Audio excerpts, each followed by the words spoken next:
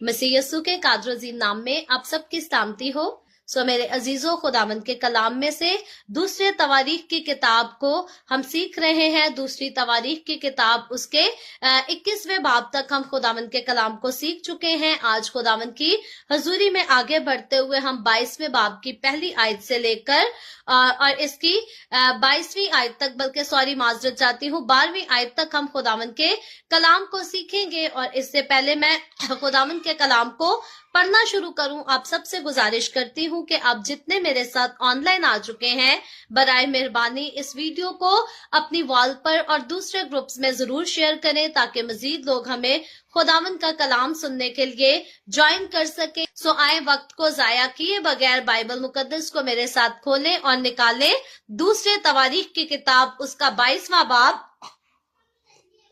और उसकी पहली आयत से यूं लिखा है, और यरूशलेम के बाशिंदों ने उसके सब छोटे बेटे अखजिया को उसकी जगह बादशाह बनाया, क्योंकि लोगों के उस जत्थे ने जो अरबों के साथ छावनी में आया था सब बड़े बेटों को कत्ल कर दिया था। शाह यहूदा यहूराम का बेटा अखजिया बादशाह हुआ। अखजिया 42 बरस का था जब वो सल्तनत करने लगा, और उसने यरूशलेम में 1 बरस सल्तनत की। उसकी माँ का नाम अतलिया था, जो उमरी की बेटी थी। वो भी अखियाब के खानदान की राह पर चला, क्योंकि उसकी माँ उसको बदी की मशवरत देती थी, और उसने खुदावन की नजर में बदी की, जैसा अखियाब के खानदान ने किया था, क्योंकि उसके बाप के मरने के बाद वो ही उसके मुशीर थे, जिससे उसकी बर्बादी हुई।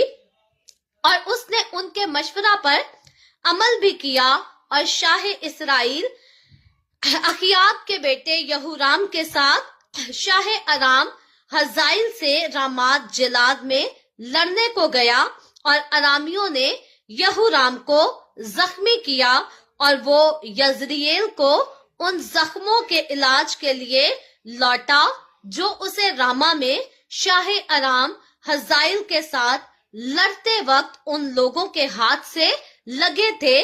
और शाह यहूदा यहूराम का बेटा अजरिया यहूराम बिन अखियाब को यजरिएल में देखने गया, क्योंकि वो बीमार था।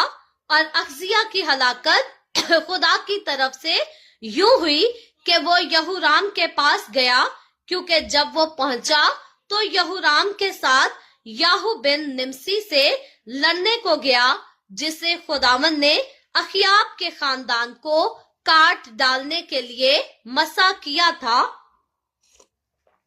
जब याहू अखियाब के खानदान को सजा दे रहा था, तो उसने यहूदा के सरदारों और अखजिया के भाइयों के बेटों को अखजिया की खिदमत करते पाया और उनको कत्ल किया।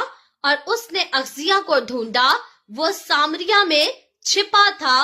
वो उसे पकड़कर याहू के पास लाए और उसे कत्ल किया, और उन्होंने उसे दफन किया, क्योंकि वो कहने लगे कि वो यूसुफ का बेटा है, जो अपने सारे दिल से खुदावन का तालिब रहा, और अखजिया के घराने में सल्तनत संभालने की ताकत किसी में ना रही। जब अखजिया की माँ अतलिया ने देखा कि उसका बेटा मर गया, तो उसने उठकर यहूदा के घराने की सारी शाही नस्ल को नाबूद कर दिया। लेकिन बादशाह की बेटी यहूसबत अखजिया के बेटे युवास को बादशाह के बेटों के बीच से जो कत्ल किए गए चुरा ले गई, और उसे और उसकी दाया को बिस्तरों की कोठरी में रखा। यहूराम बादशाह की बेटी यहूयदा काहिन की बीवी यहूसबत ने, चूंकि वो अखजिया की बहन थी, उसे अतलिया से ऐसा छुपाया कि वो उसे कत्ल करने ना पाई, और वो उनके पास खुदा की हैकल में 6 बरस तक छिपा रहा। और अतलिया मुल्क पर हुकूमत करती रही। खुदावंद के पाक कलाम पढ़े और सुने जाने पर खुदावंद की बरकत हो। खुदावंद का शुक्र हो मेरे अजीजों। खुदावंद के कलाम में से दूसरी तवारीख की किताब उसके 22वें बाब की पहली आयत से लेकर 5वीं आयत तक हमने खुदावंद के कलाम को पढ़ा है। और यहाँ पर हम देखते हैं कि यहूदा के बादशाह अखजिया का यहाँ पर जिक्र किया गया है। और अखजिया जो है ये भी यहूराम का बेटा है, जो कि यहूदा के कबीला में से है। लेकिन हम देखते हैं कि यहूराम जो है जैसे अपने बाप यूसुफ के रास्ते पर ना चला, बल्कि अपने ससुर अखियब के रास्ते पर चला और खुदा की नाफरमानी की। इसी तरह यहाँ पर हमें अखजिया का पता चलता है। अखजिया जो कि यहूराम का बेटा है, वो अपने दादा यूसुफ की राह पर नहीं बल्कि अपने बाप यहूराम के रास्ते पर चला। और जैसे यहूराम ने अखियब के घराने से बुराई को सीखा, इसने भी ऐसा ही किया, क्योंकि इसका नाता, इसका ताल्लुक भी अखियब के खानदान से था। सो इसने भी बुराई ही को सीखा, बुराई ही को अपनाया और अपने बाप यहूराम को भी इसने बुराई करते ही देखा, खुदा की नाफरमानी करते ही पाया। सो इसने भी वही काम किया। याद रखें, हमारे बच्चे, हमारी औलाद जो कुछ हमें करते हुए देखती है अपनी जिंदगी में, वो वही सब करती है। नो मैटर आप अपने बच्चों को जितनी बार भी छड़ी से मारें या जोर से डांटे और कहें कि बेटा झूठ नहीं बोलना, अगर हम अपनी औलाद के सामने आप झूठ बोलते हैं तो वो हमारी किसी भी छड़ी के असर को या डांट के असर को कबूल नहीं करेगी, बल्कि हमें झूठ बोलता देखती है अगर औलाद, तो वो भी झूठ ही बोलेगी। अगर औलाद अपने माँ बाप को लड़ाई झगड़ा करते देखेगी तो वो लड़ाई झगड़ा ही करेगी। अगर औलाद अपने माँ बाप को नशा करते देखेगी तो वो नशा ही करेगी। सो जैसा देखेंगे बच्चे अपने माँ बाप को करते हुए, वैसा ही करेंगे। इसलिए मैं और आप, अगर हम चाहते हैं कि हमारी औलाद जिंदगी के रास्ते पर चले, अच्छे रास्ते पर चले, तो बहुत जरूरी है कि हमें औलाद औलाद के सामने खुद जिंदगी के रास्ते पर चलना है, अच्छे रास्ते पर चलना है। क्योंकि अगर हमारी औलाद हमें खुदा के साथ चलते देखेगी तो वो भी हमारी तरह खुदा ही के साथ चलेगी। लेकिन अगर हमारी औलाद हमें खुदा से दूर देखेगी तो वो भी खुदा से दूर ही रहेगी। और जिंदगी जो है वो सिर्फ खुदा के पास है, सारी आशीष सारी बरकतें खुदा के पास हैं। अगर हम चाहते हैं कि हमारी औलाद बरकत की वारिस हो तो जरूर है कि खुद औलाद को खुदा के साथ चल के दिखाया जाए, ताकि हमारी औलाद भी उसी रास्ते पर चले, उसी ट्रैक पर चले जिस पर हमने खुद उसको आप चल कर दिखाया है। सो यहाँ पर अखजिया बादशाह, माजरत चाहती हूँ, गला मेरा पिछले 2 वीक से खराब है, इसलिए हम लास्ट वीक भी बाइबल स्टडी की सारी एपिसोड्स को नहीं कर सके। मैं जरूर गुजारिश करूंगी दुआ में याद रखें कि खुदावंद करे क्विकली मेरा गला जो है वो बिल्कुल ठीक हो जाए और हम अपने बाइबल स्टडी के प्रोग्राम को आसानी से जो है वो कंटिन्यू कर सके। और जैसा कि आप सब जानते हैं, 3 महीने बाद जल्द हम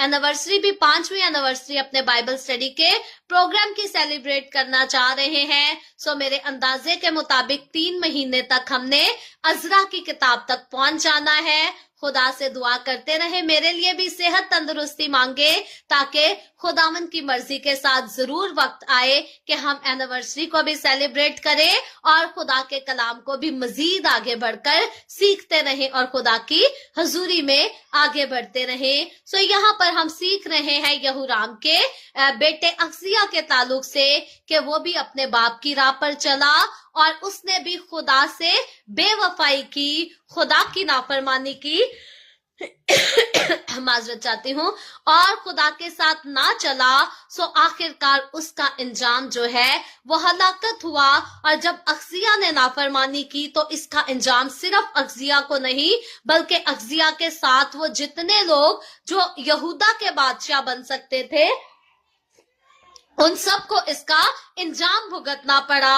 सो अक्सर औकात मैं कहती हूँ, जब हम बुराई करते हैं तो ये ना समझें कि हमारी बुराई का बदला सिर्फ हमें भुगतना पड़ेगा। एक इंसान बुराई करता है और न जाने कितने लोगों के लिए मुसीबत का बायस बन जाता है, तकलीफ का बायस बन जाता है, अजियत का बायस बन जाता है। हमेशा इंसान अपनी गलती की वजह से दुख नहीं उठाता। इस दुनिया में बहुत सारे ऐसे इनोसेंट पीपल हैं, मासूम लोग हैं, जो दूसरों के किए गए पापों की वजह से दुख उठा रहे होते हैं, सह रहे होते और तंगी की बर्दाश्त कर रहे होते हैं। हम अपनी जिंदगी में कई बार ऐसा होता है, कोई कसूर नहीं करते लेकिन दूसरों के कसूर के बायस हमें सहना पड़ता है। यहाँ अक्सिया के भी कसूर की वजह से दूसरों को सहना पड़ा। और यहाँ पर बताया गया है कि अतलिया जो है बाकी सारे लड़कों को भी, जो यहूदा के कबीले के जिन्होंने बादशाह बनना होता है, उनको कत्ल कर देती है, बेदर्दी से हलाक करती और अक्सिया को भी हलाक कर देती है ताकि ये किंगडम करने ना पाए।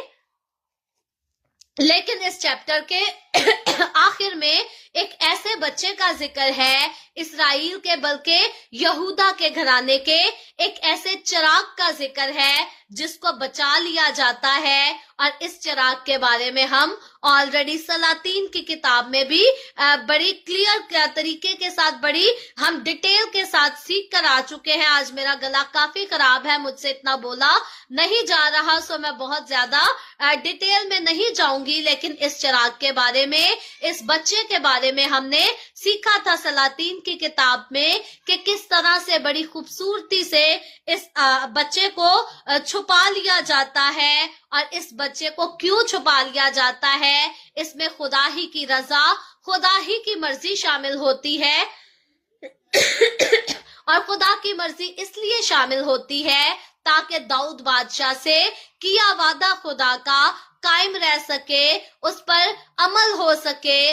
दाऊद बादशाह के साथ खुदा ने वादा जो किया था, वो वादा ये था कि खुदा दाऊद बादशाह की किंगडम को हमेशा के लिए कायम करेगा। खुदा ने दाऊद बादशाह को क्लियर किया था कि जो नाफरमानी करेंगे वो सजा पाएंगे, जो फर्माबरदारी करेंगे मैं उनके साथ रहूंगा, मेरी फेवर उनके साथ रहेगी। सो यहूदा के घराने से हम देखते हैं कि जितने बादशाह खुदा की वफादारी करते हुए आए, खुदा उनके साथ रहा, खुदा की फेवर उनके साथ रही। लेकिन जितने बादशाहों ने खुदा की नाफरमानी की, खुदा ने उनको हलाक कर दिया।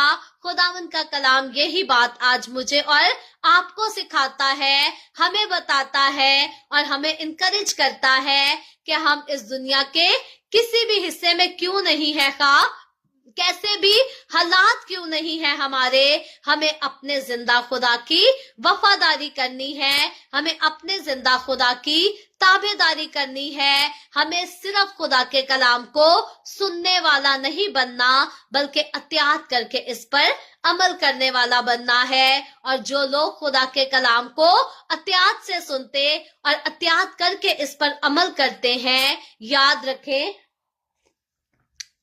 खुदावन जो है हमेशा उनके साथ रहता है, उन्हें संभालता, उन्हें बरकत देता और सरफराज करता है। खुदावन आज के कलाम के वसीला से मुझे और आपको, हम सबको बहुत बरकत